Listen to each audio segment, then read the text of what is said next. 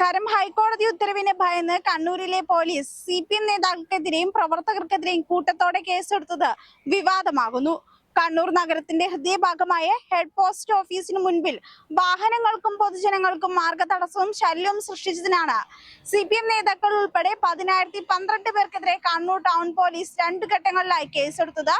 CPM Kannur ജില്ലാ secretary MV Jayarajan, M Surendran, KP Sahadevan, TV Rajesh തുടങ്ങിയ നേതാക്കൾക്കെതിരെയും പ്രവർത്തകർക്കെതിരെയുമാണ് കേസെടുത്തിട്ടുള്ളത്. കേരളത്തോട് കേന്ദ്രം കാണിക്കുന്ന അവഗണനയ്ക്കെതിരെ കേരളം എന്താ ഇന്ത്യയിലല്ലേ എന്ന മുദ്രാവാക്യം ഉയർത്തി നടന്ന പ്രതിഷേധ സമരത്തിന്റെ ഭാഗമായിട്ടാണ് ചൊവ്വാഴ്ച രാവിലെ 9 മണിക്ക് ഹെഡ് പോസ്റ്റ് ഓഫീസ് ഉപരോധിച്ചത്. ഇതേ തുടർന്ന് വാഹന ഗതാഗതം മുടങ്ങി കണ്ണൂർ നഗരം മണിക്കൂറുകളോളം സ്തംഭിച്ചിരുന്നു.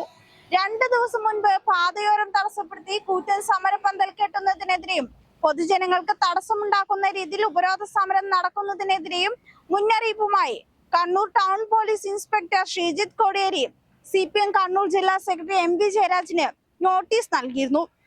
എന്നാൽ താനത് ചുരുട്ടി പോക്കറ്റിൽ ഇട്ടിട്ടുണ്ടെന്നായിരുന്നു ജയരാജന്റെ പരിഹാസത്തോടെയുള്ള പ്രതികരണം.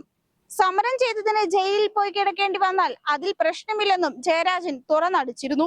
എന്നാൽ പാർട്ടി പോളിറ്റ് ബ്യൂറോ അംഗമായി പിണറായി വിജയൻ ഭരിക്കുന്ന ആഭ്യന്തര വകുപ്പിന് കീഴിൽ വരുന്ന പോലീസ് കേന്ദ്ര സർക്കാരിനെതിരെ നടത്തിയ ഉപരോധ സമരത്തിൽ പങ്കെടുത്ത 10,000-ഓളം പേർക്കെതിരെ കേസെടുത്തത് പാർട്ടിക്ക് ക്ഷീണം ചെയ്തിട്ടുണ്ട്.